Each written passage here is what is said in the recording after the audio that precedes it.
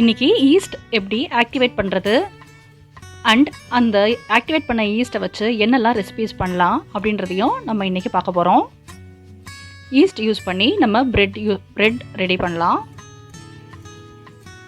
And then bun also நம்ம வந்துட்டு east use பண்ணி ரெடி பண்ணலாம். டோனட்ஸ் இருக்கு இல்லையா, அதுவுமே வந்துட்டு ஈஸ்ட் யூஸ் பண்ணி தான் பண்ணுவாங்க. அதில் சோடா மாவு போட மாட்டாங்க. வைன் வந்துட்டு ஃபர்மெண்ட் பண்ணுறதுக்கு நம்ம வந்துட்டு ஈஸ்ட் யூஸ் பண்ணுவோம். ஒரு சிலர் வந்து ஆப்பத்தை அந்த ஃப்ளஃபியாக வரணுன்றதுக்காக ஈஸ்ட் யூஸ் பண்ணுவாங்க. நான் ரெடி பண்ணுறதுக்கும் ஈஸ்ட்டை ஆட் பண்ணணும்.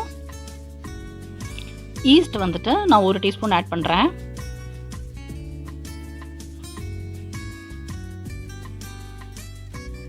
சுகர் வந்து 1 ஸ்பூன்லேருந்து 2 ஸ்பூன் வரலாம் ஆட் பண்ணிக்கலாம்.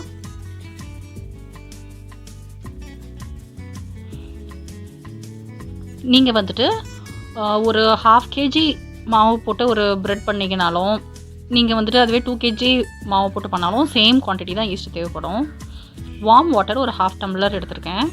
ஸோ இது வந்துட்டு ரொம்ப வெதன்னு தான் இருக்கணும். ரொம்ப வந்துட்டு ஹாட்டாக இருந்துச்சுன்னா ஈஸ்ட் வந்து டெட் ஆகிடும். ரொம்ப சூடே இல்லைனா வந்து ஈஸ்ட் ஆக்டிவேட்டே ஆகாது. ஸோ இந்த தண்ணி ஊற்றின பிறகு அந்த ஈஸ்ட் கரையுது இல்லையா, அட்லீஸ்ட் அந்த சூடாச்சும் இருக்கணும் அதில். ஸோ அந்த சூடு வந்துட்டு கம்மியாக தான் இருக்குது, பட் அது உடனே ஆறிடும். அதனால தான் நான் வந்துட்டு இதை வந்துட்டு ஹாட் பேக்கில் போட்டுட்டு செய்கிறேன்.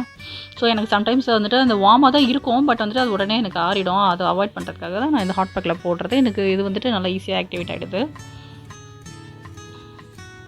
ஸோ ஒரு 10 to 15 மினிட்ஸ் இதை வந்துட்டு நம்ம ரெஸ்ட் பண்ணிவிட்டு அதுக்கப்புறமா ஓப்பன் பண்ணி பார்க்கலாம்.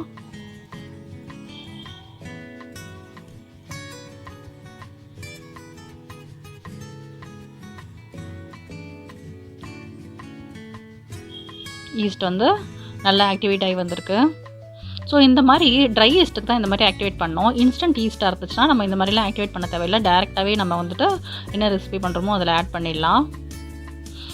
நம்ம வந்துட்டு நான் பண்ணும்போது இந்த மாதிரி ஈஸ்ட் ஆட் பண்ணி பண்ணாதான் நான் வந்துட்டு டேஸ்ட்டை வந்துட்டு நல்லா டேஸ்ட் அண்ட் டெக்ஸ்சர் நல்லாயிருக்கும். வேறு வந்து சோடா மாவு போட்டு நீங்கள் நான் பண்ணிங்கன்னா பார்க்குறதுக்கு நல்லாயிருக்கும், பட் வந்து அது டேஸ்ட் நல்லா இருக்காது. ஸோ ஈஸ்ட் ரெடி பண்ணுறது ரொம்பவே ஈஸி தான். நீங்கள் வந்துட்டு இதை தாராளமாக யூஸ் பண்ணலாம். வீடியோ பிடிச்சிருந்ததுன்னா லைக் பண்ணுங்கள், ஷேர் பண்ணுங்கள், நம்ம சேனலை மறக்காமல் சப்ஸ்கிரைப் பண்ணுங்கள்.